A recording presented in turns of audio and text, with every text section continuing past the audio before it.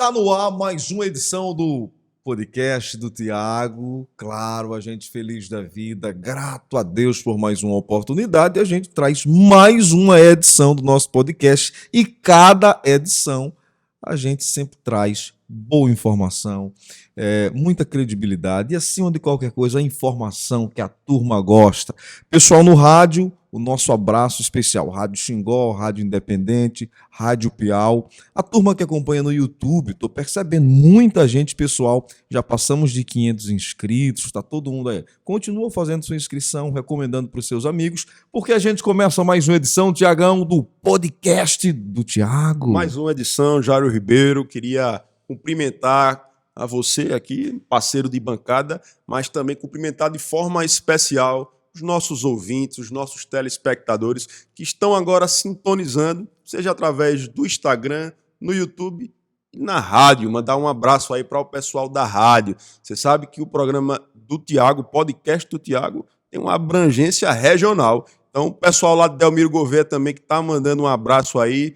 Tá todo mundo ligado lá em Delmiro Gouveia também, no podcast do Tiago, mandar aqui um abraço especial.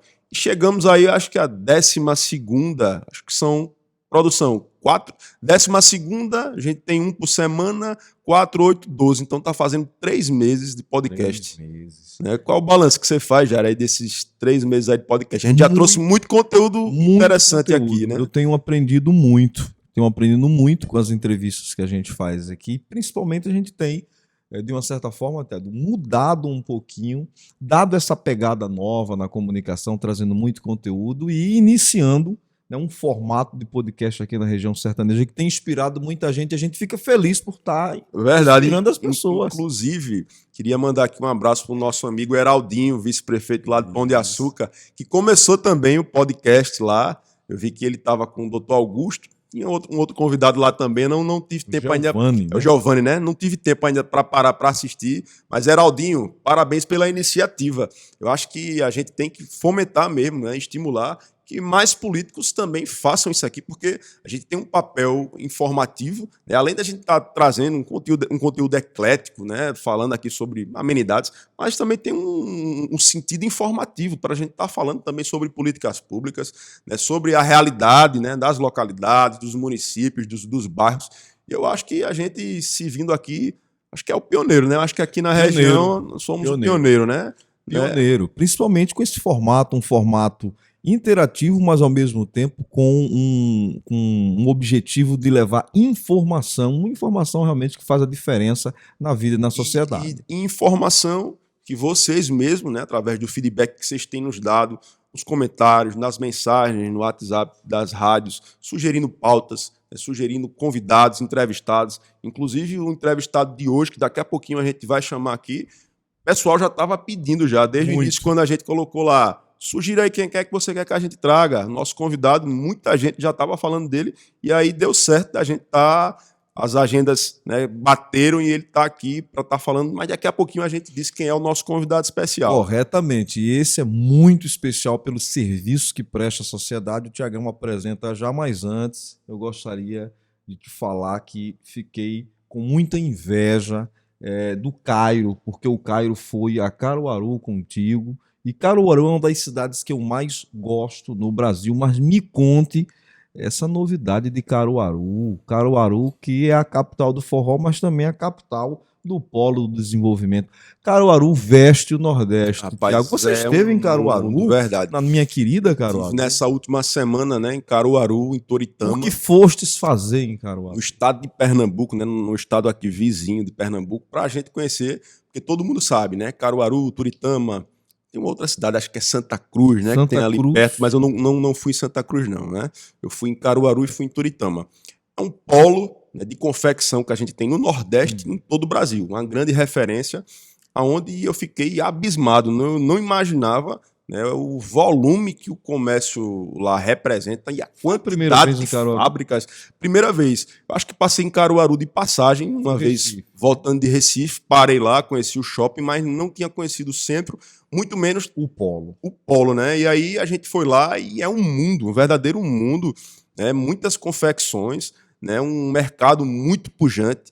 E você vê que, diferentemente, né, da realidade de todas as localidades do interior, lá o número de desemprego é muito baixo, porque essa indústria ela absorve tanta gente que a dificuldade, na realidade, lá é o contrário, é o cara conseguir manter o seu funcionário, porque muitas vezes, e aí aqueles diziam, o funcionário estava trabalhando lá, recebia uma proposta maior para ir para uma indústria concorrente, e o cara perdia muitas vezes um funcionário de muito tempo porque tinha uma proposta maior. Então lá, essa indústria emprega muito, e aí a gente foi lá, né, porque uma das minhas propostas, né, desde do período que eu fui candidato... Eu até vou brincar dizendo, essa viagem sua, você está tramando alguma coisa. Não, tem notícias boas e a gente já adiantou lá. Quem acompanhou lá o nosso vídeo lá nas nossas redes sociais, a gente pôde estar dando um breve resumo, né, sobre o propósito do que eu fui fazer lá em Turitama e lá em Caruaru. Então, a gente foi lá, né, na realidade, fazer essa imersão, entender como é que funciona, acompanhar todos os processos, né, de fabricação, um casaco desse, uma camisa dessa, uma calça jeans dessa. São tantos processos que a gente, quando está com o produto final que a gente compra, nem imagina antes daquele produto estar lá na prateleira onde você compra na loja, seja na feira. Maquininha para tudo, né? Qual foi o processo para ele chegar a essa peça final? E aí a gente foi lá, fizemos alguns contatos muito importantes, algumas parcerias aqui muito exitosas e que dentro de breve, certamente, essa primeira ida que a gente foi lá já vai estar, né, surtindo os efeitos e a gente vai ter aqui uma coisa muito importante para Piranhas. Na nossa caminhada política, né, no período ainda pré-eleitoral, uma das bandeiras que eu sempre levantei é a questão da geração de emprego e renda, é a atração de novos investimentos, de novos empreendimentos que gerem emprego para o nosso município, é a questão do empreendedorismo. Mas a gente sabe do desafio que é hoje para você empreender, de você conseguir atrair, porque todo mundo está querendo trazer meios, né, para os seus municípios que venham gerar receita, que venham gerar emprego e renda para a sua população. Mas aí, para que você consiga trazer esses investimentos para cá, você tem que tornar, né, aquele destino atrativo. Então, de que forma o poder público ele pode incentivar, né, direcionando uma política de fomento para que essas indústrias, para que essas empresas venham se instalar no seu município. E aí, Thiago, diante do que você viu, diante da experiência, porque assim, Caruaru eu sempre gosto de falar, é uma coisa para quem ouve, outra coisa para quem vai.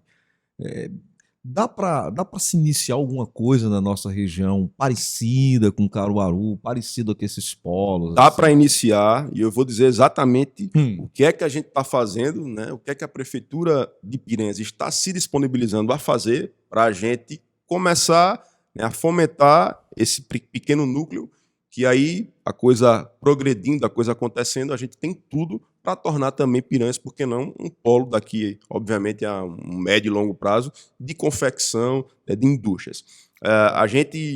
Eu estou encaminhando, né, e aí a gente já está iniciando, né, as conversas com o Poder Legislativo, né, que é um grande parceiro, né, que sempre abraça, né, todas as nossas proposições para o desenvolvimento de Piranhas, de um projeto de lei onde a gente vai fomentar o desenvolvimento do comércio e da indústria.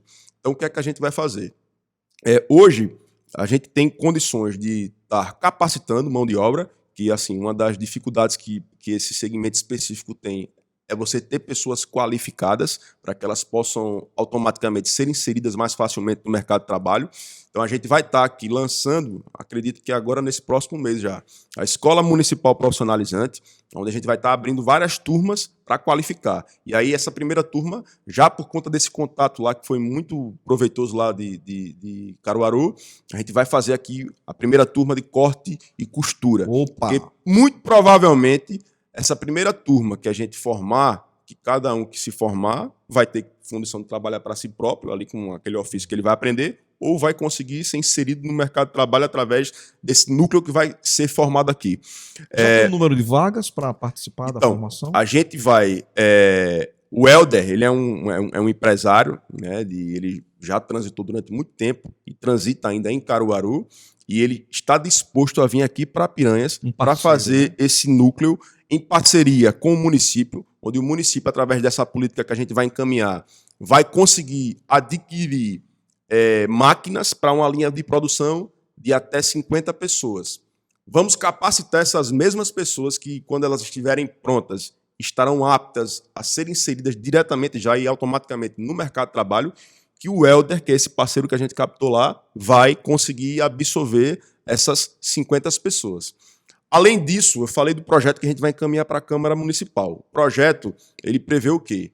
Que o município vai subsidiar com um percentual específico o custo desses mesmos funcionários que vão ser absorvidos pelo mercado de trabalho através dessa empresa que está vindo aqui para Piranhas, através desse fomento que a gente está dando. Então, a gente desburocratiza, a gente torna mais atrativo para o empresário ele vir para cá, porque a gente vai dar condições do terreno, por exemplo, a gente vai facilitar, né, através de doação de terreno, através da consignação dessas máquinas que o município vai adquirir e também esse subsídio que o município também, através dessa política de fomento, vai disponibilizar. Obviamente vai ter um período, né, um prazo, né, para que a gente facilite, né, esses novos negócios eles acontecerem, eles se desenvolverem e que esses empregos possam estar se tornando uma realidade. Então, nesse primeiro momento, essa linha de produção são para 50 empregos, podendo chegar até 250. 50 famílias. Mas esse eu estou falando do primeiro, que a gente já está bem encaminhado e já está praticamente sacramentado a vinda aqui para Piranhas. Dando certo, você tem dúvidas de que vai vir vários outros empresários, vários outros investidores querendo utilizar também dessas mesmas políticas aí de fomento ao comércio e à indústria para se instalar em Piranhas. Isso é uma coisa lógica. Então você imagine daqui a 2 anos, 3 anos, 4 anos, 8 anos, Piranhas pudesse ser um novo polo de confecção aqui na região. Vai estar gerando muitos empregos, vai estar desenvolvendo e promovendo também impostos para o município que vão ser revertidos em políticas públicas muito importantes para que a gente possa ter cada vez mais um município desenvolvido, um município organizado, um município onde a gente consiga ver as coisas acontecendo de uma forma diferente. Então, nosso propósito nessa ida foi realmente fazer esses contatos, né, e já voltamos de lá já com essa prospecção já concreta de dentro, acredito que até o final desse ano a gente já vai ter estruturado, né, porque muitas dessas questões precisam, obviamente, passar pela Câmara de Vereadores, virando lei, para que a gente possa tornar isso realidade, e dentro de pouco tempo aí, pessoas, né, que estiverem dispostas, obviamente, a serem capacitadas. E quem é que vai capacitar? O município de Piranhas. Serem inseridas no mercado de trabalho, fazendo essa parceria com a iniciativa privada muito importante e mudando o cenário aqui da questão da geração de emprego e renda aqui no nosso município. Eu acho que esse projeto, né, é um projeto muito importante, com um grande potencial da gente revolucionar, a gente mudar a forma como tem sido aqui o desenvolvimento de trabalho, não apenas em Piranhas, mas de toda a região aqui do nosso Alto Sertão. E a gente percebe que Piranhas ela está andando a passos largos, né? Então são 2 anos agora, diversas ações, diversas, né, iniciativas que faz com que realmente o município possa caminhar a passos largos. Você que está acompanhando, deixa eu falar com o pessoal do rádio, Piau FM, Xingó FM e Independente. Turma boa, acompanhando o nosso podcast. Beijo no coração, continue. Participe, manda aí no zap da rádio para o locutor, sua mensagem, sua sugestão, sua opinião. Tudo isso é importante. Turma do YouTube, viu, Rané? A turma do YouTube, pessoal, já passamos de 500 inscritos com pouco tempo, né? Abraço para vocês. E é uma galera segura que está sempre ali acompanhando. Um abraço especial, obrigado pelo carinho. E, Tiago, sempre inovando, sempre trazendo uma novidade, sempre trazendo algo diferenciado, priorizando todos os públicos. Seja o empreendedor, seja a mãe do autista, seja o jovem. E você também tem sido um destaque entre as crianças. É o prefeito que as crianças gostam demais, porque também você tem agradado essa turminha que, com certeza, precisa ser muito bem tratada, porque é o futuro de Piranhas, né? A criançada. Verdade. E teve cultura, teve lazer e teve mais Tiago com as crianças. O tio Tiago com as crianças essa semana. Teve cinema. Quando foi nessa última semana, Jair, a gente... né, aproveitou, né, esse período aí, finalzinho das férias ainda delas, e aí a gente levou mais de 200 crianças que são acompanhadas pelo nosso serviço de convivência e fortalecimento de vínculos do município de Piranhas, aqui na cidade vizinha de Delmiro Gouveia, lá no shopping da Vila, que você sabe que tem um cinema, né, agora aqui em Delmiro Gouveia, e aí estava assistindo lá cinema na outra semana, e aí eu tive um estalo. Digo, rapaz, Falei com a Leilane, né? Minha esposa, que é secretária de Assistência Social. Digo, Leilane, a gente tem que trazer aqui as Curiosidade, crianças você estava assistindo do qual município. filme? Só pra... Eu Os gosto Minions. né? Os Tá, Minions. Thor, Amor e Trovão também tá por lá, né? Mas não assisti, não sou muito chegado nesses filmes Não, né? Da Marvel, né? de Marvel, de super-heróis, não. Você Gosto é mais de um da drama, de uma comédia, poesia, da uma coisa literatura. assim. Não assisti, não. O Thor, não. Esses filmes todos eu não assisti, não. Assisti os Minions. E aí disse, vamos ver o que é que a gente pode fazer para trazer essas crianças. Porque imagine... Tem muitas crianças, tem muitos hoje adultos que nunca foram não no conhecem, cinema. rapaz. O Vavado, né, que é meu assessor que trabalha comigo, foi a primeira vez Que ele foi ao de cinema. que muitas dessas crianças foram lá, e foi a primeira vez que ele também foi. O Vavado já tem 50 e poucos anos e nunca tinha ido ao cinema. Então você imagine a gente poder proporcionar essa experiência para todas essas crianças que nunca foram no shopping, que nunca foram para o cinema, e aí a gente levou para o cinema mais de 200 crianças. É óbvio que a gente tem muitas crianças que a gente gostaria de levar. E aí a gente colocou lá primeiro para levar as crianças que são acompanhadas pelo Serviço de Convivência e Fortalecimento de Vínculos, né, que tem em Piranhas, tem em Piau e tem em Lagoa Nova. E aí colocamos lá as inscrições, deu 200 e pouquinhas crianças. E aí a gente organizou, fez a excursão, levou lá nos ônibus escolares, 4 ônibus lotados de crianças. E aí a gente botou tudo em fila indiana, organizou, e aí eles foram tudo muito bem comportados. Quando a gente tava indo no caminho, eu entrei lá, fiz aquela festa com eles. Quem quer assistir o cinema aqui? E aquela gritaria, rapaz. Uma vibração grande, a felicidade mesmo no rosto delas. E pra gente é muito gratificante, né? A gente poder estar proporcionando esses momentos, né? E eu sempre faço questão de estar presente, né? De poder acompanhar, né, também esse momento tão aguardado, tão esperado por eles, né? A expectativa estava muito grande e foi muito legal. Quando chegou lá, com direito a tudo que tinha direito, viu? Pipoca, refrigerante, chocolate, enfim, fizeram a festa, mas se comportaram, rapaz, foi uma coisa muito linda. E aí agora fica a cobrança dos que não foram. Rapaz, e a gente e o pessoal, digo, vamos levar. Agora você imagina que a nossa rede municipal, aqui na educação, a gente tem quase 5 mil alunos. Para levar 5 mil meninos, aí tem que ser em um monte de ideias diferentes. Vai virar então, agora vamos organizar assim, para a gente também dar oportunidade aos que não foram também, para que possam ir mais futuramente. E aí a gente vê, a turma que é menorzinha, um desenho, a turma já que está ali mais, né, com uma certa idade, e a gente vê qual é a proposta, mas vamos sim repetir a dose, porque, né, foi uma ação muito legal, eles gostaram muito, saíram de lá e agradecendo. Tiago Freitas, rapaz, obrigado, Tiago Freitas. Uma felicidade muito grande para a gente, é muito gratificante estar podendo possibilitar, né, a gente estar fazendo essa ação de inclusão social, né, porque a gente sabe que muitas dessas crianças nunca foram, muitas não têm condição de ir. Vai ficar na memória, né? Fica marcado, inclusive na nossa memória também, claro, né, desse momento da gente estar poder proporcionando e estando lá junto com eles, para a gente não tem preço, Jário. São ações como essas que me motiva, né, diariamente, de continuar acreditando que é possível a gente fazer a diferença, né, verdadeiramente, né, na vida de cada um dos piranhenses, a começar pelas nossas crianças, né? Então é por isso que a gente tem que investir mais no esporte, né, mais nas artes, em pessoas, né? mais, enfim, no entretenimento, para que a gente possa estar construindo, né, homens e mulheres, né, seres humanos cada vez mais humanos. Então isso faz parte também do nosso lema, e isso sempre vai estar muito presente, muito marcante na nossa gestão.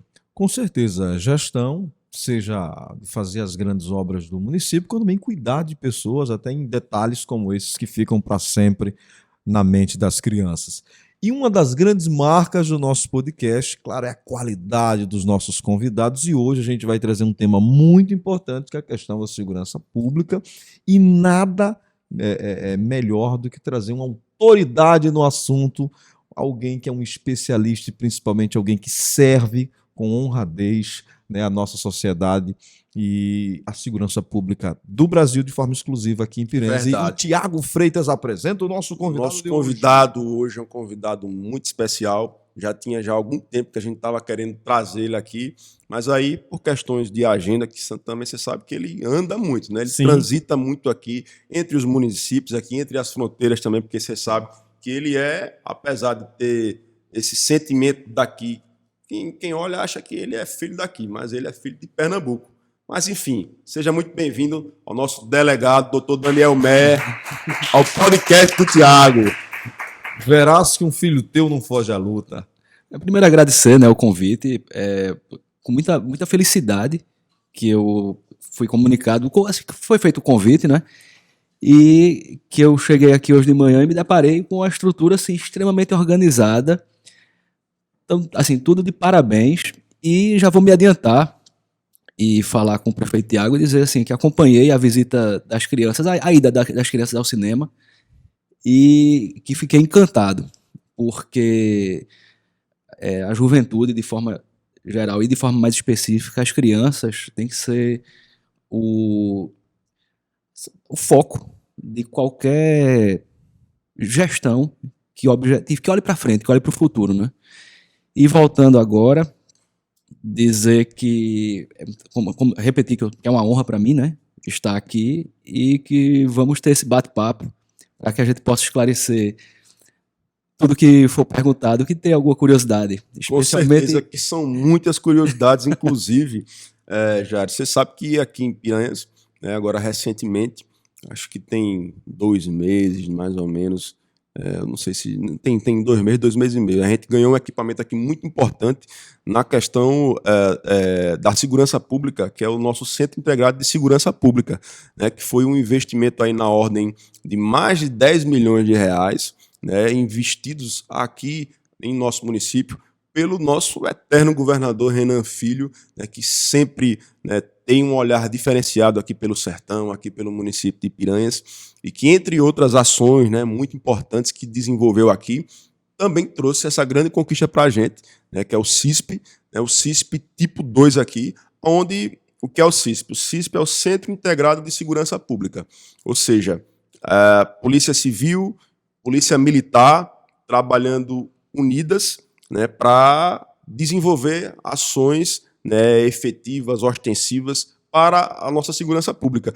E aqui, inclusive, eu queria que o doutor já iniciasse, né, aqui respondendo a uma pergunta que para muitos pode parecer uma coisa óbvia, mas nem todo mundo sabe qual a diferença da Polícia Civil, qual a diferença da Polícia Militar, qual a importância de estar trabalhando integrado Polícia Civil com Polícia Militar. Deixa eu aproveitar e deixar também mais essa pergunta, e já deixo uma outra para emendar, né, como diz o sertanejo. Qual a diferença também, doutor, de um CISP em uma cidade? Qual a diferença de uma cidade que tem o centro integrado para uma que não tem, o que facilita para as forças de segurança? Vamos começar falando do Centro Integrado de Segurança Pública, que foi uma grande conquista para Piranhas. O CISP tipo 2, ele congrega de forma, inclusive, maior do que o CISP tipo 1.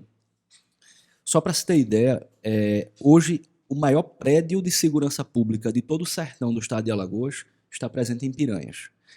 Nós conseguimos congregar de forma totalmente conjugada Polícia Militar e Polícia Civil.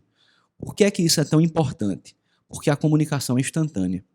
E especificamente em Piranhas, nós tivemos também um acréscimo ao CISP tipo 2, que é uma sala do Núcleo de Inteligência da Polícia Civil de Alagoas. É a única delegacia no sertão que tem esse núcleo. E justamente porque Piranhas é uma cidade estratégica. Apesar de não ter o tamanho, por exemplo, de Santana do Ipanema ou de Almiro Gouveia, é uma cidade estratégica na circulação de pessoas por todo o estado. É fronteira, né? Fronteira. Fronteira, 2 estados. 2 estados e muito próximo de Pernambuco. Porque quando você vai para o mapa, aparenta estar um pouco distante. Mas não, é Piranhas, Inhapi, Pernambuco. É quase uma linha reta.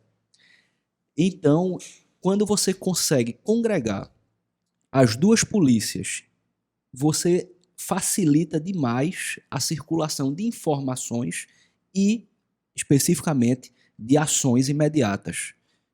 Que a ação imediata, ela geralmente é tomada a cabo pela Polícia Militar. Aí eu já vou responder ao questionamento sobre qual a diferença da Polícia Militar e a Polícia Civil.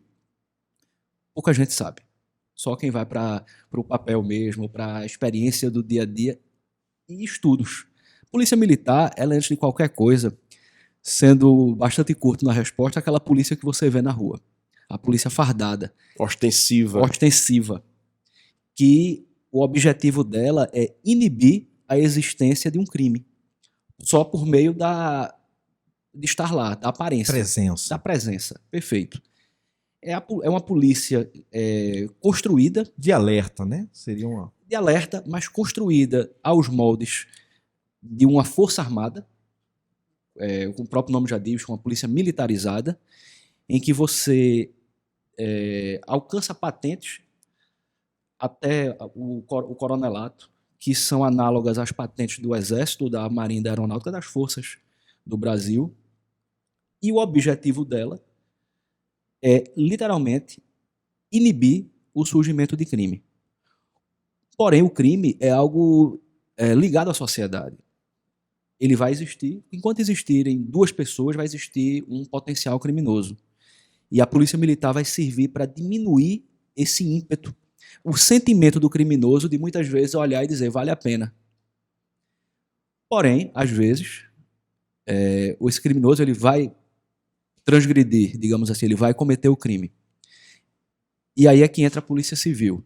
Polícia Civil é a polícia do crime cometido.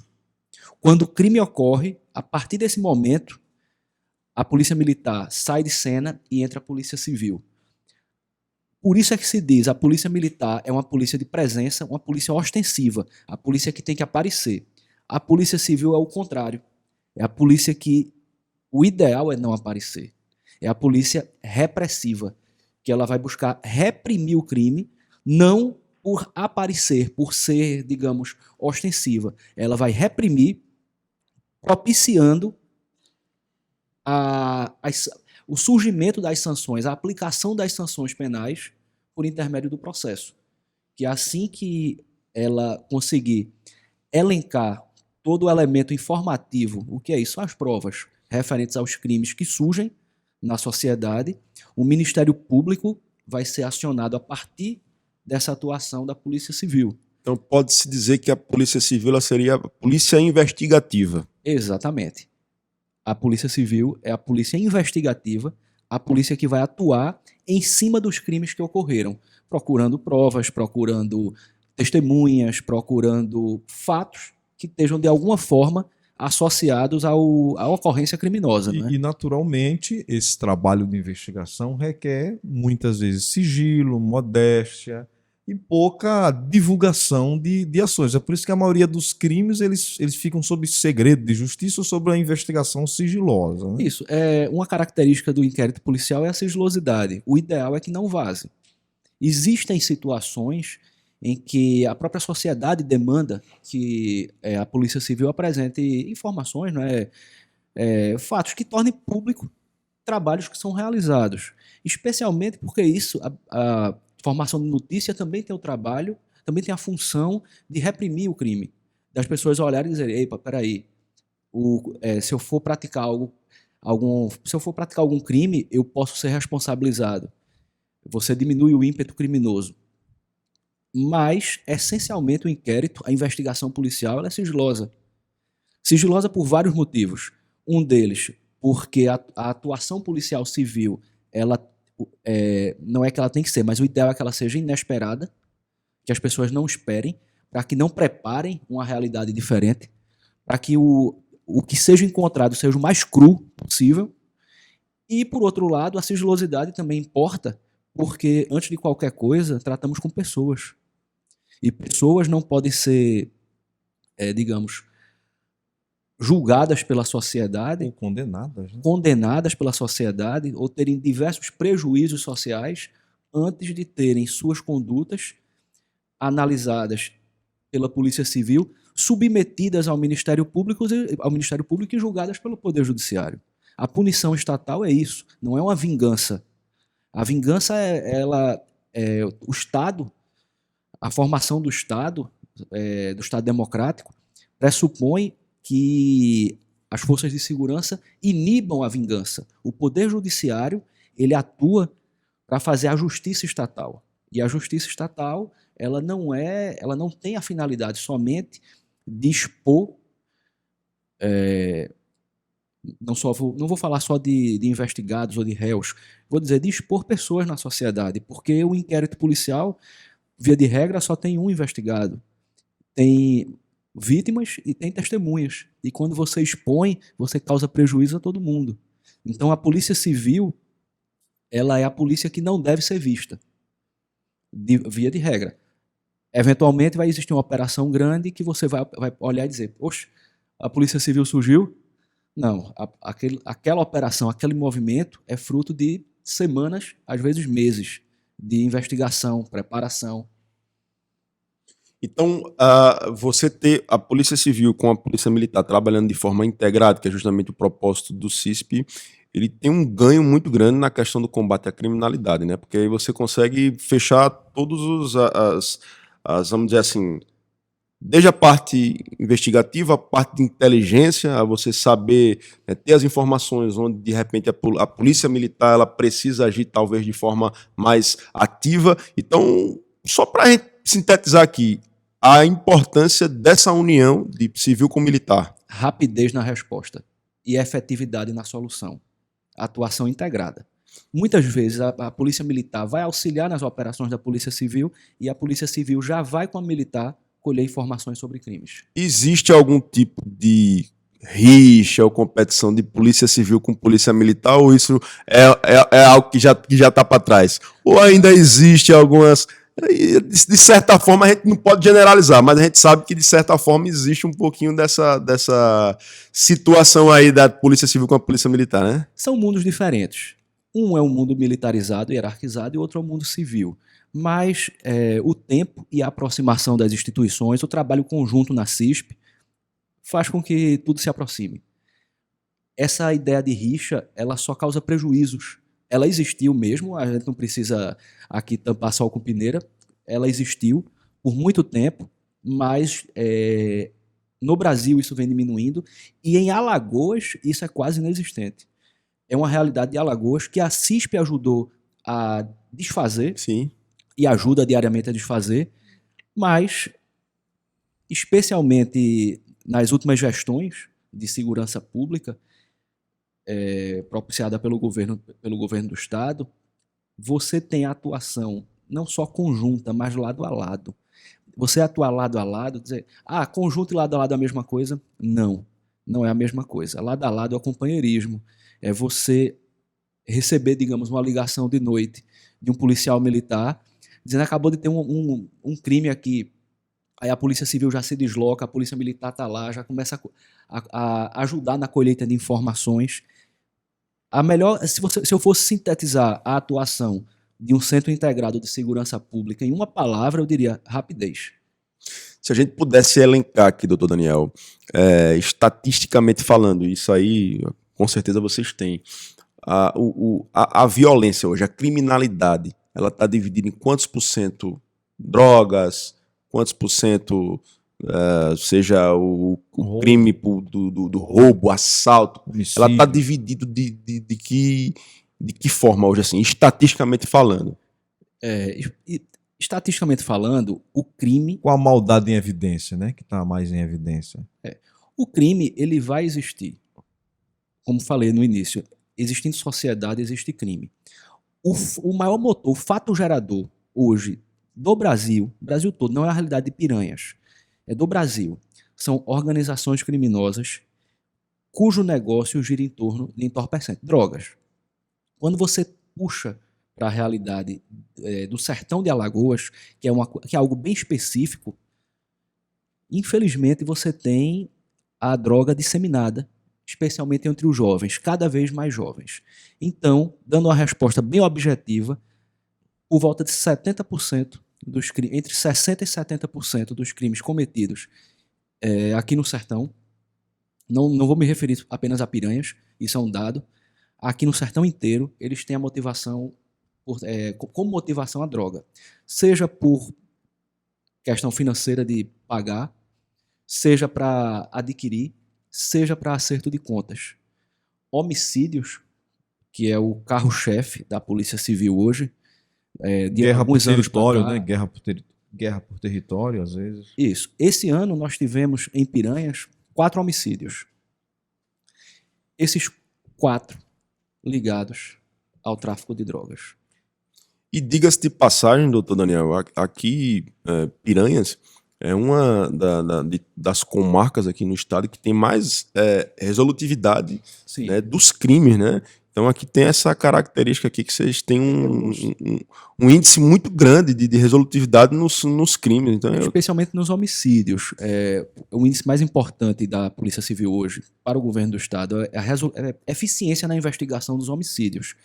E estamos aqui, a nossa equipe está aqui há 4 anos, e nesses 4 anos nós variamos, assim, 2019 nós tivemos 100% de elucidação dos homicídios, 2020 nós tivemos 100%, 2021 nós ficamos um pouco acima de 90%, e 2022 estamos em 100%. eu acho que isso é algo inédito, né? Você vê aí que você tem 4 anos praticamente de 100% dos crimes aqui Elucidados, com réus presos ou, no máximo, foragidos, porque... Uma opinião pessoal do doutor Daniel, que é um tema, inclusive, que é discussão nacional, não só no Brasil, mas no mundo inteiro, em relação ao que fazer em relação ao tema drogas, né? A gente viu agora inclusive, há quem defenda a legalização da drogas como um meio de diminuir justamente a criminalidade. Qual seria a alternativa para se tratar o tema droga no Brasil?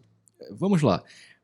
Um argumento forte que é usado é que se legalizar as drogas... Que a Anitta usou, inclusive, né? A Anitta? A Anitta, não teve uma discussão da Anitta, a Anitta, direita, esquerda, aquela coisa toda. E ela, inclusive, usou essa justificativa que quase todo mundo usa, né? Existem alguns mitos, que aí quando você pega artistas famosos, assim, acabam repercutindo alguns mitos que dá para desfazer um pouquinho. Vamos lá. O primeiro mito, que se acabar se você legalizar as drogas, você vai acabar o tráfico. Aí são 2 equívocos em uma análise. Primeiro, você vai diminuir muito o crime de tráfico de drogas porque ele vai deixar de existir. Então, assim, como é que você vai combater o crime de roubo? Legalizar o roubo? Aí você vai acabar. Mas, então assim, você talvez tenha que descer um pouquinho mais fundo na questão. E o seguinte, o tráfico de drogas, ele não pressupõe só uma substância ilícita. Ele pressupõe estudos de sociedade que já foram realizados anteriormente por pessoas capacitadas. Vamos pegar a maconha e cocaína, que são as drogas clássicas. Maconha e cocaína, elas não sempre foram substâncias proibidas. Elas já foram legalizadas. Elas já foram legais, digamos. Inclusive, a própria cocaína era de uso difundido na Europa, até o século XIX. Freud, né? Isso. Áustria. Por que as sociedades optaram por proibir? Porque verificou-se que a droga, quando está difundida, ela vai formando guetos, vai formando grandes cracolândias. Existiu, inclusive, uma guerra em que a Inglaterra distribuiu drogas para as pessoas, para a sociedade, e que você tivesse o declínio cultural de um país. Não foi somente isso, mas assim, isso existiu. Foi a guerra do ópio. Foi uma distribuição de ópio. E naquela região você teve o declínio cultural intenso. Então, em minha opinião, eu acho que você olhar para trás e dizer, todos os estudos que foram feitos à época, ou os debates, foram movidos por, digamos, preconceito. Eu acho isso você diminuir um pouco pessoas que eram capacitadas na época. Será que eles não tinham nada de interessante a dizer? Científico, né? Pois é. Então, assim, vamos estudar os anais, as discussões no Congresso, que eram discussões profundas. O nosso Congresso, ele era os representantes os deputados, senadores, eles eram pessoas extremamente preparadas. Então, os anais, eles estão aí publicados até hoje. E agora o outro dado é que a legalização das drogas acabaria com o tráfico? A resposta é não. Sabe qual é o produto hoje mais, eu não posso dizer traficado, porque o termo legal é contrabandeado, mas entre contrabando e tráfico, o produto mais comercializado hoje no Brasil não é maconha nem cocaína, é o cigarro, que é legal. Porém, se você comprar um maço de cigarro, quanto é? R$12, R$10? Não sei. Eu não fumo cigarro, mas deve ser por volta desse preço. E o cigarro que chega do Paraguai custa 4 ou 5. Ilícito, sem fiscalização pela Anvisa e que vem pela fronteira. Assim como a cocaína. E o cigarro ser lícito tornou ele, digamos, não contrabandeado? Não, não tornou. O que é que iria acontecer com a legalização das drogas? Você ia transformar o traficante em contrabandista. Exatamente, porque o produto, para ele ser legalizado, ele teria que ser tributado, você teria que recolher imposto. O cara hoje que trafica de forma ilegal iria continuar traficando sem pagar o imposto. E aí você não resolveria o problema. Não, não resolveria. E você deixaria de ter um traficante com a pena, digamos, de 12 anos para ter um contrabandista que ia recolher o imposto devido e não ia ter processo. Aí é onde talvez entra a questão da reflexão de será que não seria o caso de ser revisto o nosso Código Penal e as penalidades elas ficarem cada vez, né, mais se apertar mesmo aí para de repente a gente ter algum resultado diferente. Uma coisa que eu fiquei abismado, eu achei que era fake news, e aí depois eu dei uma investigada e constatei que era verdade. Tem um conhecido que mora nos Estados Unidos, e aí tem um determinado estado lá, eu não tô lembrando, não lembro qual é o estado lá, mas enfim, nesse estado específico, porque os Estados Unidos ele tem essa particularidade, né? Você tem os estados que eles têm as suas constituições estaduais e que ela, diferentemente aqui do Brasil, que a gente tem a Constituição Federal, né, que soberana sobre diversas, né, políticas, eles têm lá estadual, e a estadual, cada estado tem a faculdade, né, de dizer se é permitido o uso de droga, não é o uso de droga, enfim. Então tem estados lá que é permitido, a droga é legalizada, né, a maconha é legalizada, outros tipos de drogas eles são legalizados. Tem um estado lá que é uma coisa que não faz sentido nenhum. Mas se você roubar um determinado produto que seja até um valor X, eu acho que $100, é uma contravenção. Não é tido como um tipo de delito mais grave. E aí o que é que acontece? Estimula o pessoal a roubar. Então é comum você ver o cara chegar lá no supermercado e isso aí tem vídeo. Eu vi o vídeo. Verdade, ele pega um produto na prateleira e leva. E aí o segurança lá coloca ele pra fora, bora. Vai-se embora. E o cara sai. Então, um amigo meu que morava lá, ele me falou o seguinte, que é comum você estacionar o seu carro lá na porta de casa ou na porta do estabelecimento, o pessoal abre a mala, deixa a mala aberta, para que todo mundo saiba que não tem nada na mala, para o carro dele não ser estourado e não ser roubado.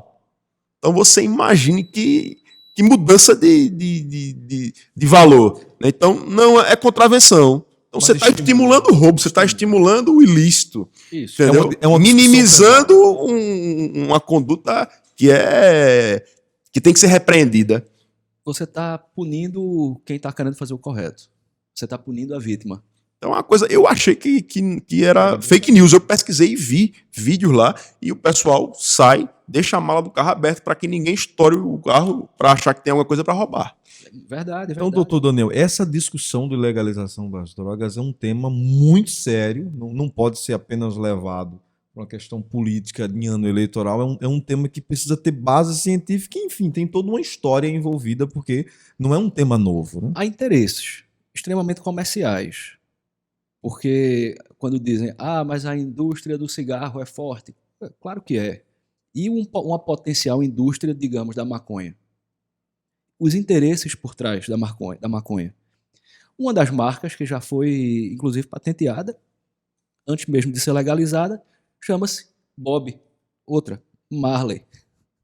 Nada contra a música ou o cantor. Mas, assim, já existe essa previsão. Já existem indústrias querendo atuar. A maconha, como é que você tem uma cultura, um Estado que propicia uma cultura de combate ao tabagismo de um lado e estimulando a legalização da maconha do outro, dizendo que não faz mal? Faz os mesmos males que o cigarro, além de causar distúrbios, danos, digamos. Muito embora a gente sabe também do uso medicinal que existe do cannabis, né, que é o princípio ativo, né, da maconha. E nesses casos específicos, né, comprovadamente, você já tem alguns pacientes que conseguem, inclusive, através de decisões A judiciais, própria cocaína também. que através do cannabis, do uso medicinal, não é nesse uso recreativo, de realmente ele surtir efeito para determinados tratamentos. Então, quanto a isso aí, para questão de saúde, né? Não tem Vou o que... trazer até um dado. Acho que eu nunca comentei isso, mas acho que surgiu a oportunidade. Eu tenho um primo que ele tem que fazer uso medicinal. Ele tem autorização judicial para fazer. Então, o uso médico é médico, né? Tem algumas síndromes, né? Eu vi um documentário falando sobre que ele tem uma síndrome de Tourette, né? Que ele tem uns tiques Sim. nervosos assim. E aí um cara que ele tinha muitos tiques, e aí, com o uso medicinal, ele conseguia ficar, né, bem tranquilo. Então, nesses casos, que são casos de saúde. Né? Esse meu primo ele tem uma variação de Asperger e autismo que a qualidade de vida dele melhora consideravelmente. Então, ele tem uma recomendação médica, acompanhamento médico e autorização judicial. E isso já existe já existe essa previsão na lei. A segurança pública não tem nenhuma objeção à saúde pública, pelo amor de Deus.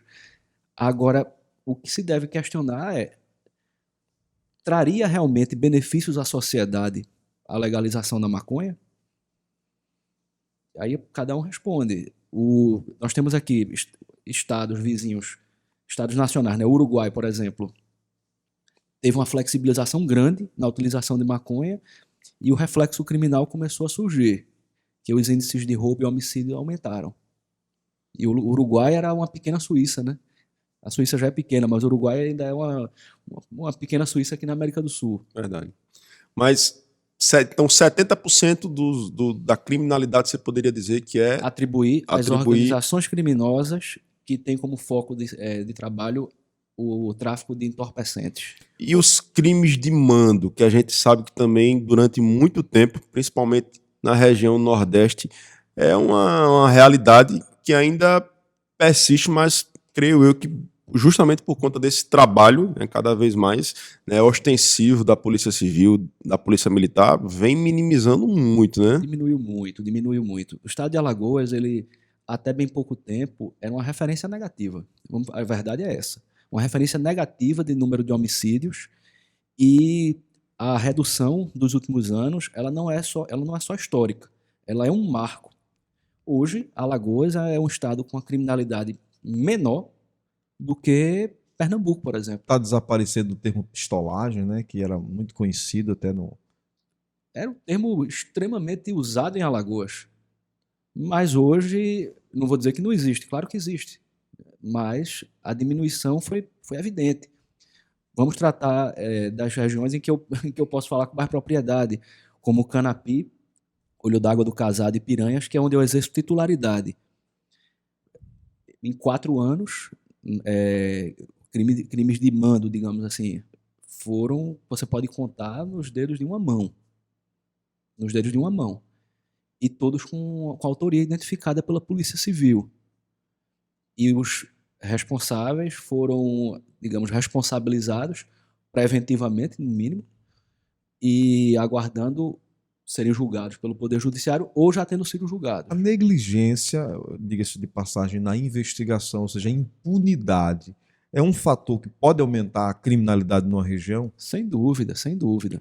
A impunidade, a sensação, a relação econômica, existe uma relação econômica do crime. O criminoso, ele não é só uma pessoa que chega e diz, eu vou cometer um crime e acabou-se. Pode acontecer? Pode. Mas o criminoso médio, ele é o cara que observa e pensa, vale a pena? Será que vale a pena pegar isso? Como o caso lá dos Estados Unidos. Vale a pena pegar um pacote de biscoito no supermercado? O cara olha assim e diz, vale.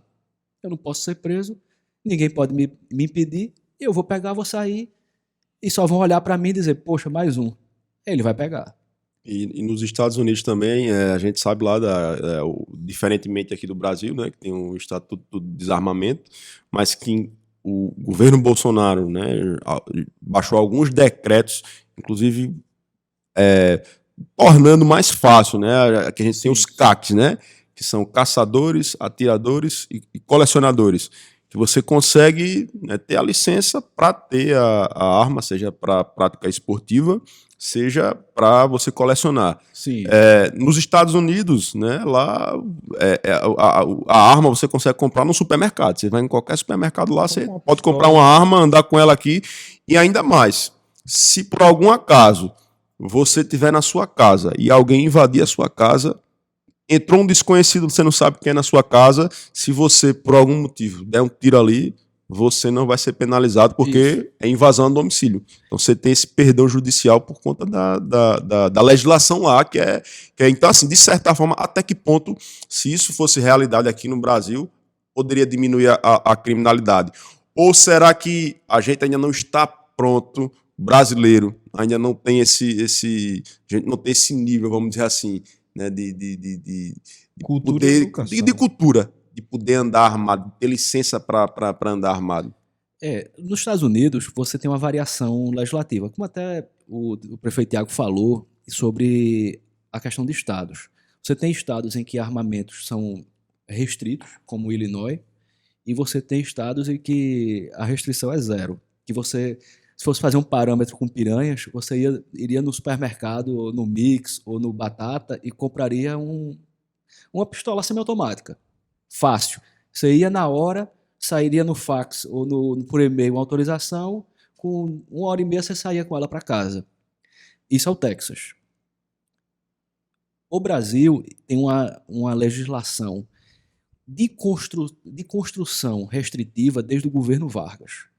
O governo Vargas foi quem iniciou algumas restrições à obtenção de armas e que foi completada nos governos de Fernando Henrique e de Lula. Hoje o governo Bolsonaro optou por uma política de abertura. A única coisa que a gente pode dizer de certeza é que nenhuma dessas políticas, desde Vargas até Bolsonaro, tiveram como fundamento algum estudo. É basicamente papel de achismo. Ou narrativa de direita ou esquerda? Narrativa política. Não se tem um estudo criminológico efetivo. O estudo criminológico que nós estudamos no Brasil, quando estudamos, é feito com a realidade americana. É a escola de Chicago, por exemplo. Então, o Brasil só produziu legislação sem produzir estudos. Então, isso para mim já é o erro anterior ao que foi feito.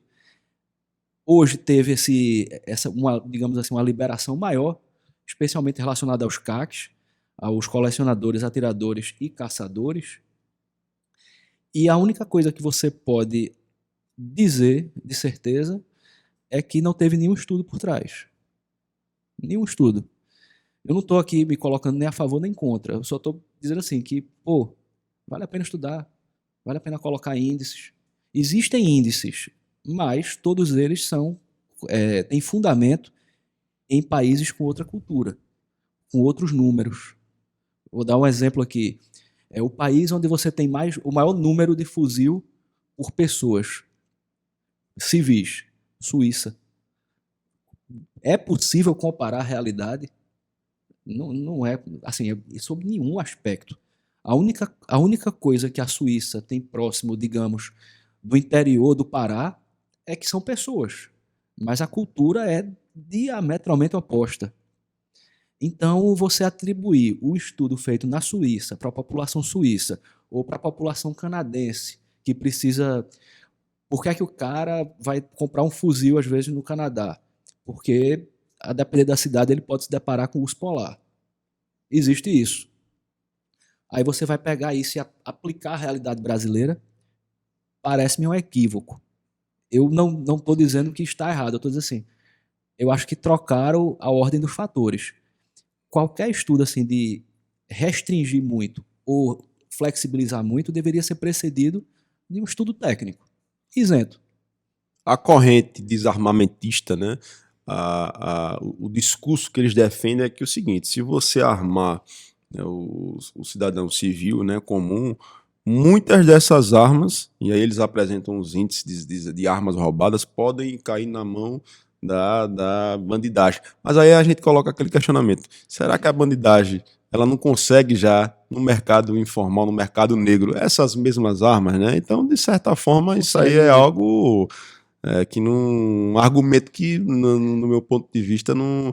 Eu sou favorável ao seguinte: eu acho que tem que existir restrições, tem que ter limitações, sim. Não é todo mundo que está preparado, né? Que eu acho que tem que ter um critério um pouco rigoroso para ter acesso, mas eu acho que é favorável, né? O cidadão ele poder, né, ter a sua arma ali para portar, seja na sua casa, seja se deslocando, né, de um destino para o outro ali. Só lembrando que não é tão fácil assim, simplesmente você ter uma arma legalizada. Tem todo um processo. Tem um né? processo. Aí, só dando um dado. É um dado literalmente recente, especialmente no Brasil, que é o número de crimes cometidos com armas legais é muito, assim, é quase ínfimo. Agora, vai existir. Caso a caso, você vai encontrar pontos positivos numa política desarmamentista e pontos positivos numa política armamentista. O caso a caso, ele... Não pode ter extremismo. Tem que ter um estudo exato.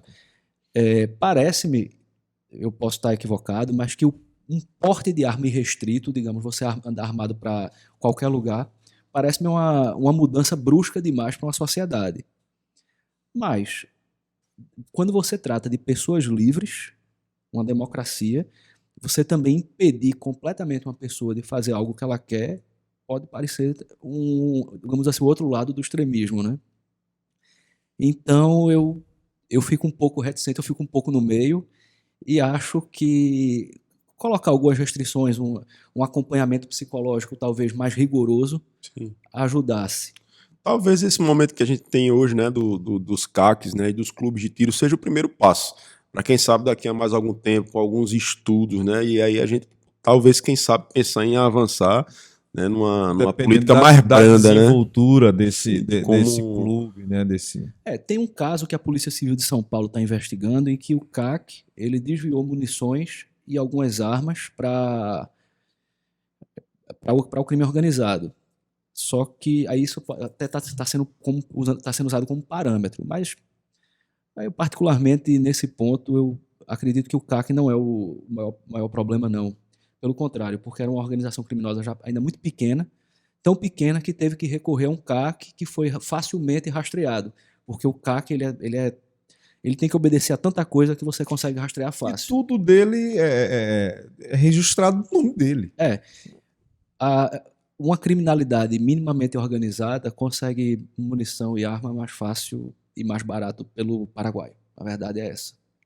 Mas, doutor Daniel, para a gente abordar aqui uma outra questão, você é delegado há quantos anos? Eita, eu sou delegado de Polícia Civil de Alagoas há 4 anos. Há 4 anos, e aí você está aqui em Piranhas, Olho d'Água do Casado E e Canapi. Canapi. Nesse período que você, né, tem 4 anos só, achei que tinha mais tempo já, você é recente. Mas você prestou concurso público, como foi que você enveredou pelo meio da carreira policial? Isso foi algo que você já tinha esse desejo já desde mais novo? Como é que foi isso aqui? Você enveredar para... E é verdade que é difícil demais o concurso da Polícia Civil, de delegado da Polícia Civil. Rapaz, é difícil, não é fácil não. É assim, um bocado de gente e pouca vaga. Compartilha aqui com a gente como foi essa preparação, porque você sabe que a gente tem muita gente que está nos acompanhando aí, que também está nessa mesma labuta, né? Tentando passar no concurso. Inclusive, o doutor Daniel aqui, a gente lançou o cursinho municipal aqui no ano passado, teve o concurso da Polícia Militar, e ele foi um dos colaboradores aqui que deu aula aqui para o pessoal. Inclusive, a gente estava falando aqui mais cedo dessa prova da Polícia Militar, de 10 questões, 8, o tema foi abordado em sala de aula, né, doutor? Diretamente em sala de aula, foi mesmo. A carreira de delegado surgiu para mim aos pouquinhos durante a faculdade. Eu fiz Direito na Universidade Federal de Pernambuco, me formei em janeiro de 2009, e pouco antes de me formar, eu parei assim para pensar e disse, puxa vida, eu estou me especializando em filosofia do direito. A minha especialização é filosofia. As pessoas não imaginam, né? Não atribuem isso muito a um delegado de polícia. Mas na época, eu não me via muito advogando, apesar de ter tido uma construção de vida na advocacia, uma construção acadêmica, perdão, na advocacia, e observei a carreira de delegado de polícia e passei a gostar bastante da ideia. A partir daí fui correr atrás, levantar informações sobre o concurso e cheguei a fazer ainda 3 concursos com pouco tempo de formado e o concurso de Alagoas de 2012 Todo para delegado. Todos para delegado. Você prestou. Todos para delegado. Você focou no... Rapaz, foquei. Eu fiz, fora o concurso de delegado, eu fiz um concurso para escrivão da Polícia Federal que eu passei, mas aí eu não assumi, em 2009. Eu fiz também um concurso para a Polícia Rodoviária Federal, que eu passei, aí eu não assumi porque eu estava aguardando delegado, focando sempre nas carreiras policiais. E passando nos concursos. Eu passei na Polícia Federal e na Polícia Rodoviária Federal. E passei também no concurso de analista do Tribunal de Pernambuco, onde eu fiquei por 4 anos como chefe de Câmara no 2º grau. Então o senhor já pode dizer qual é o segredo do concurso. É o quê? Estudar. Tem uma rotina. Não tem uma negócio de rotina. meter o X lá, não. Rotina, disciplina e eu digo isso sem nenhuma demagogia. Muita fé em Deus e confiança de que as coisas vão tomar o caminho que tem que tomar. Quanto tempo para preparar para passar no primeiro de delegado, para delegado? Rapaz, Tiago, eu me formei em janeiro de 2009, tirei 1 mês de férias, e em fevereiro de 2009 eu comecei a estudar. E teve uma seca de concurso de delegados grande, cara. Eu tava quase endoidando, aí em 2012 saiu a prova de Alagoas. Nisso eu estava estudando há 3 anos, né? E aí eu tive um desempenho bem legal. 3 anos já estudando. 3 anos. Graças a Deus deu tudo certo. E 3 anos estudando 8 horas por dia. 8 horas. Com disciplina. E não tinha essa coisinha de folgar sábado e domingo, não. Dia livre para tomar uma, no outro dia tá de ressaca, não. Não. Quem quer fazer concurso não tem que ficar tomando uma e ficando de ressaca, não. Você pode eventualmente sair com amigos, ir no cinema, claro, mas tem que ter juízo, pô. Tem que ter prioridade, senso de prioridade. E aí você sempre teve como foco a carreira policial, e aí Sim. veio o concurso, passou o tempo estudando, mas a gente sabe que o preparo para o concurso, além do preparo dos livros, você tem um preparo físico também, porque também tem os testes físicos, né? Fala um pouquinho também pra gente como foi esse teste físico, porque a gente sabe que tem um tal de um pulo, que o pessoal fala que você tem que dar um pulo, não sei se esse você fez. No de Alagoas não tem esse pulo, não. Não teve esse pulo, não, mas eu não sei qual a relevância desse pulo, que muita gente não passa na prova, quando vai pro teste físico, perde no pulo. Rapaz, será que um pulo vai dizer se o cara tá apto para estar aquilo ali ou não? Ou ainda digo mais, será que o pessoal das antigas que tá nativa, se tiver que fazer o pulo hoje, vai conseguir fazer o pulo? Não consegue de jeito nenhum. Consegue, eu acho que são... O concurso, os concursos que tem mais essa questão do pulo são os da Polícia Federal e da Rodoviária Federal. TAF, né, que chamam de TAF. É o TAF. O TAF de Alagoas tem suas dificuldades, mas tranquilo, dá para desenrolar. O da Polícia Federal é mais complexo um pouco, que aí a questão do pulo, você tem que pular, salvo engano, 2,10 metros estando parado. É um pulo considerável.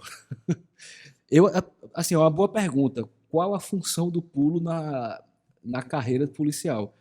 Eu não sei.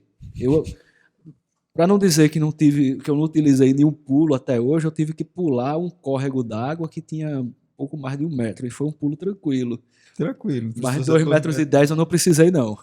Inclusive, você sabe que quando a gente fez o cursinho, né, que o doutor Daniel foi um dos colaboradores aqui, a gente também contou aí com o apoio do pessoal da educação física, né, alguns educadores físicos aqui também, que deram apoio para a parte de natação, para a parte de preparo, para que a turma também possa chegar, fazer a sua parte na prova teórica e na parte prática também conseguir ter um bom desempenho. Então, isso também faz uma diferença muito grande e a gente está também estimulando, né, doutor Daniel? Isso é então, saúde, né? Para a gente é cuidar da saúde. Agora, realmente, essa questão do pulo, tem um amigo que ele passou no concurso da PRF e perdeu justamente no pulo. Não sei se ele judicializou, enfim, mas não conseguiu ter êxito, não. E que muitas vezes a polícia acaba perdendo um cara competente, profissional, porque o cara não pulou 2,10 metros, pulou, digamos, 2,07 metros. E ao longo desses 4 anos, né, já aqui à frente, né, aqui das delegacias, né, daqui da região, conta pra gente aqui algum caso curioso que de repente possa. Eu gosto sempre de Sempre perguntar tem. aquela coisa Faz assim, casos curiosos. atípica, de uma coisa que quando você chegou lá para fazer a investigação, em algum caso, quando chegou lá, Chegou na delegacia. uma coisa. Ou alguém que chegou na delegacia com algum Rapaz, fato curioso. Eu vou falar um fato. Começou trágico, mas aí é curioso. Que ganhou repercussão nacional, inclusive foi matéria da Folha de São Paulo. Eu estava nessa época na Delegacia Regional de Delmiro Gouveia. Eu espero que não crie nenhum problema para mim, porque eu vou contar um caso que ganhou repercussão lá. Estava lá tirando um plantão, tranquilo. Daqui a pouco chegou a notícia de que uma jovem tinha falecido. Eu disse, poxa, que pena. Aí eu disse, não, essa não é a pena, não. O problema é que disseram que ela vai ressuscitar. Aí eu disse, como? Vai, olha, depois de 3 dias ela vai ressuscitar. Eu disse, pelo amor de Deus, como é que é isso? Não querem deixar enterrar a coitada que faleceu no hospital. Não querem deixar enterrar a coitada porque ela vai ressuscitar Ela vai daqui a 3 dias. ressuscitar o terceiro dia. Eu disse, não, peraí. Como é que é? A morte clínica já foi diagnosticada? O pessoal disse, já, o médico já deu, já tá lá, já tá 6 horas. Atestado com tudo. Disse, pelo amor de Deus, velho, como é que a gente resolve isso? Não tem crime, não tem nada. Mas foi. Esse aí, a família, infelizmente, claro, um trauma, né, um drama pessoal, mas aí ganhou a repercussão de que iria ter uma ressurreição e que a Polícia Civil impediu isso. A família, no caso, acreditando que ela iria ressuscitar, e aí gerou aquele imbróglio lá. Era um imbróglio tão grande. Eu sei que era a Folha de São Paulo ligando, Rede Globo ligando, perguntando por que é que eu impedi a pessoa de ressuscitar. E no final das contas teve que ser Teve enterrado. que ser enterrada, porque vira um problema de saúde pública. Imagine, 3 dias. Ninguém Mas merece passar é por um isso. caso curioso, É é um dramático. caso muito É um curioso. caso dramático, porque tá lá a pessoa crendo naquilo. É dramático. Agora, Pagando pra ver, né? pagando para ver. Mas, ao mesmo tempo, você não pode permitir que seja criado um risco para a saúde pública e acaba que, infelizmente, o delegado saiu com a fama de que foi arbitrário e impediu uma pessoa de ressuscitar. Foi um fariseu, né? Uma atitude farisaica. Ô Tiago, a gente tá chegando aí na parte final. Sempre quando todas as nossas entrevistas são assim, né? São empolgantes, são muito boas. O delegado falou sobre a questão da função e de como da performance, como trabalha a Polícia Civil, principalmente nessa questão do sigilo, nessa questão da modéstia. E tem um outro tema também, o delegado Daniel tem dado opiniões sobre, inclusive, temas que são debates hoje com a questão das redes muito forte. Hoje, o principal meio de comunicação no Brasil, principalmente na nossa região, no nosso estado, que é utilizado, seja na forma política, artística.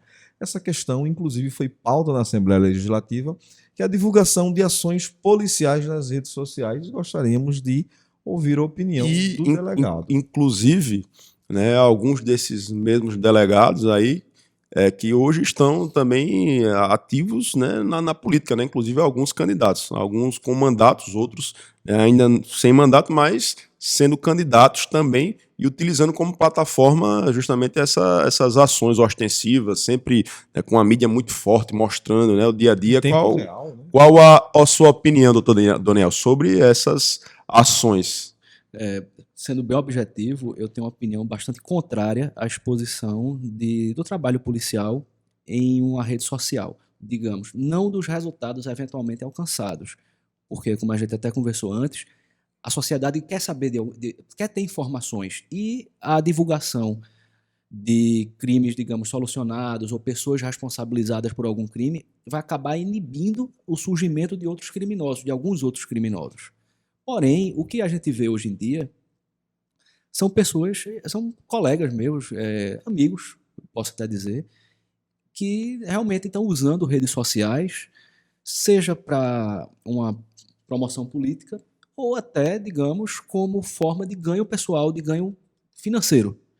Aqui em Alagoas não tem desse caso, mas existem no Brasil delegados que estão ganhando alguns milhares de reais mensalmente. Como youtuber, né? Como youtuber, usando para isso uma estrutura de Estado.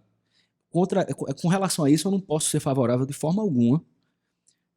Nada contra o empreendedorismo pessoal, mas você utilizasse de uma estrutura de Estado, ainda mais de polícia de Estado, para aferir ganho financeiro, eu acho isso um equívoco.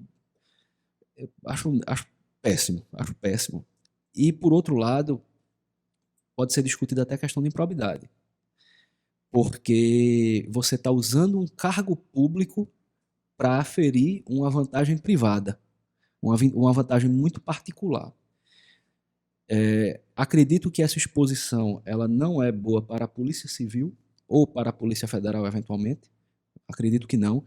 A exposição, o ideal é que ela seja cada vez mais institucional, não seja o delegado tal, seja a Polícia Civil. Ou a assessoria, né, de comunicação. Por intermédio de uma assessoria. Por isso que existe a assessoria. Né? A assessoria de comunicação, a maior função é essa. Hoje, a Polícia Civil de Alagoas ela está caminhando nesse sentido, na tentativa de, segundo, pelo menos eu conversei com uma série de amigos que são diretores, existe a tentativa de estabelecer uma assessoria de comunicação com essa função. Agora, é difícil mudar do dia para a noite. E realmente nós temos aqui, são 3 exemplos, né, de delegados que estão, vamos usar aquele termo, bombando nas redes sociais. Todos os 3, eu tenho uma relação muito boa, são colegas meus. Agora, que o fato que a gente não pode fugir é que existe a utilização de um cargo público de Estado de natureza técnica, não política, para aferir, digamos, uma vantagem eleitoral, uma possível vantagem eleitoral. E isso eu não consigo ver com bons olhos, não. Eu sou bastante sincero. Repito, imagens de segurança pública deveriam ser utilizados em benefício do Estado e da instituição que as produziu. Eu penso isso. Aí, podcast do Tiago, uma fala importantíssima, da opinião de realmente alguém que tem experiência, tá ali no batente de todos os dias. E, sem dúvida, foi inclusive, doutor, parabenizo pela tua coragem na transparência de opinar por um assunto que muita gente poderia fugir, né? Poderia fugir, porque é um assunto que virou, inclusive, debates aí. Inclusive na Assembleia Legislativa do Estado recentemente, um debate justo. Porque quando você vai para os princípios, você tem liberdade de expressão e publicizar as ações. E existe um parâmetro que geralmente é utilizado, que é o seguinte: mas quando, digamos, o governador inaugura uma obra, ele está divulgando a imagem dele. Existe um dado aí que não pode ser esquecido. Cargos técnicos e cargos políticos. O cargo político demanda isso. O cargo técnico, não. O cargo técnico é um cargo de Estado. Então, a promoção é da instituição e do Estado. É vitalício, né? O prefeito político é temporário. Exato.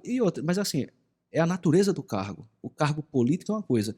Delegado não é um cargo político, é um cargo técnico. Cargos políticos são deputados, prefeitos, senadores, governadores, juízes e promotores. O mandato que não dele. Podem... Sim, o mandato. É dele, né? Isso. Não é da prefeitura. Do Perfeito. município. E juízes e promotores, por exemplo, apesar de serem atuantes políticos, eles também têm a questão de vitaliciedade. Então, eles não têm interesse, em tese, de divulgação de causas próprias. Repito, a observação do caráter político do cargo demanda a divulgação. O cargo técnico, não. A divulgação do cargo técnico é institucional, penso eu. Que com o advento, né, da internet, das mídias sociais, ficou muito em evidência, né? Hoje em dia, muitas vezes esse liame, né, entre ali o que você está fazendo ali de forma institucional, o que você está fazendo de uma promoção pessoal. E a gente sabe que muitos, né, desses delegados, inclusive, a gente fala no âmbito geral, né, hoje nacionalmente. A gente tem deputados, a gente tem vereadores, senadores, né, que vêm, né, da carreira, seja civil, seja militar, seja policiais federais que a gente tem, né, delegados, enfim. Através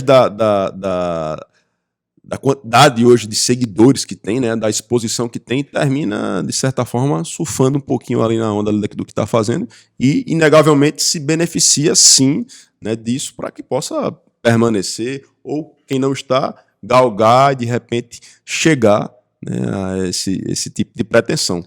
Sem dúvida, sem dúvida. E muitas vezes, frise-se usando brasões institucionais, Sim. poxa. Isso Na sua grande maioria das vezes, utilizando. na sua grande maioria, utilizando viaturas de Estado, armamentos de Estado. É o que eu disse, o Brasil ele foi construído, isso não é nenhuma coisa boa, eu observo, mas o Brasil foi construído em muito de uma confusão entre o patrimônio público e privado que as pessoas têm acesso. Hoje, existiu, cada vez mais, com o tempo, foi surgindo o distanciamento. As pessoas foram... Todo mundo foi se conscientizando. A sociedade avança. Normas são criadas. Leis de improbidade, transparência, publicização, eficiência, ética, moralidade, tudo isso vai melhorando a sociedade. Você tem que distanciar o público do privado, especialmente na parte técnica. E quando você utiliza imagens, digamos, de viaturas ou de brasões, armamentos institucionais, por mais que você não esteja pegando, digamos, para o seu patrimônio, você está utilizando a imagem para promover um patrimônio seu, que é a sua imagem particular. A sua imagem particular. E isso eu posso falar. Eu repito, eu não sou delegado-geral de Polícia Civil, não sou diretor de Polícia Civil, mas a Polícia Civil de Alagoas está agindo sim e solicitando que todo mundo que for fazer a promoção, pessoal, já que não pode impedir, faça sem os brasões ou sem qualquer referência ao nome Polícia Civil de Alagoas. Porque, de certa forma, você não tem como ele está ali no âmbito do seu trabalho institucional, você está no âmbito particular.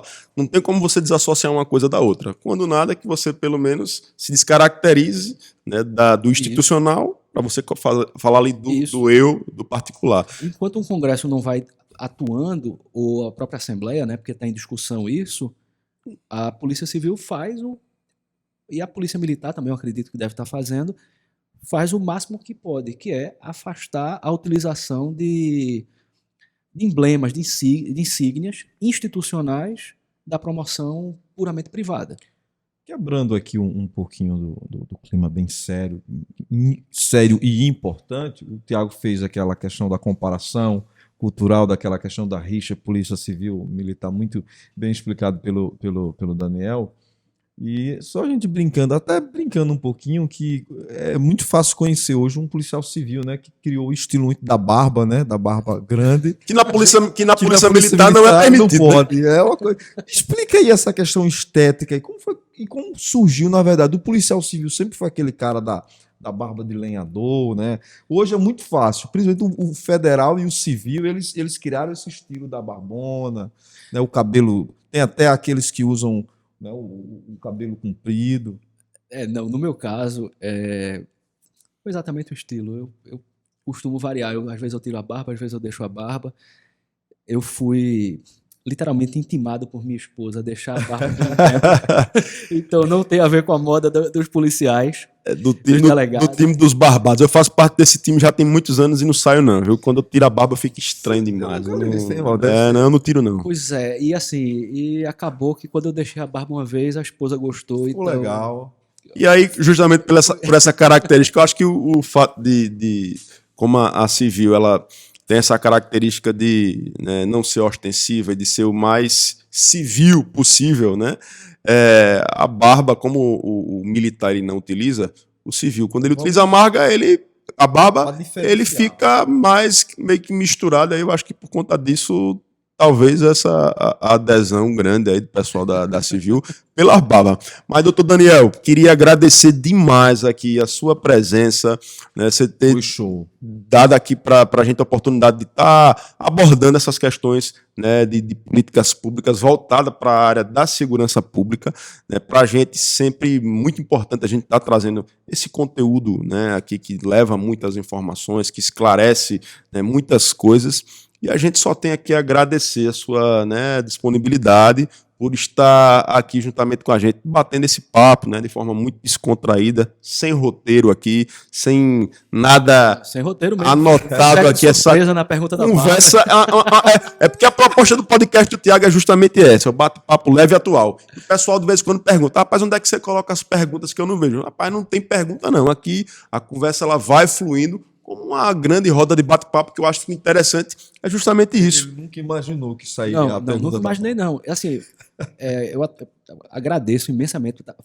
E assim, está sendo um prazer participar e tentar levar a todos os ouvintes, a população, né, um pouquinho da nossa rotina.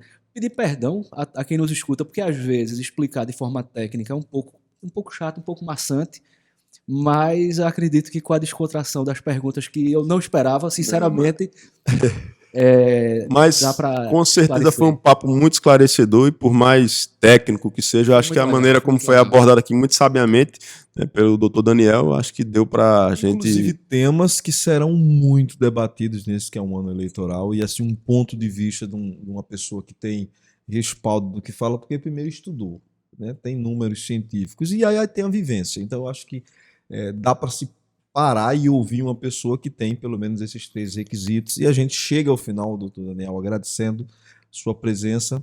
Tiagão, por mais um podcast do Tiago. Mais um podcast do Tiago. Espero que vocês tenham gostado, né, do nosso convidado, doutor Daniel, que está aqui sempre com as portas abertas para estar falando aqui, né, sobre o seu trabalho institucional, sobre aquilo que vem desenvolvendo aqui no município de Piranhas, em Olho d'Água do Casado, em Canapi também, onde ele é o delegado, né, aqui dessas 3 cidades. E você continua ligado aí com a gente, acompanhando, né, obrigado pela sua atenção, pela sua paciência, por estar nos acompanhando aí, né? E sugere quem é que você quer que a gente traga, Jairo Ribeiro, aqui para os próximos podcasts. Qual o tema que vocês querem que a gente aborde? Deixa aí nos comentários, manda dos nossos WhatsApp da Rádio Xingó FM, Independente FM e Piauí FM também. Coloca também lá no YouTube, você que está nos acompanhando aí também pelo YouTube. Qual tema, qual convidado você quer que a gente esteja trazendo aqui no nosso compromisso semanal, sempre às segundas-feiras aqui pelo Instagram, pelo YouTube e às terças-feiras na rádio aí, das 13 às 14. Vocês estarão sempre sintonizados acompanhando a programação do podcast do Tiago. É isso aí, um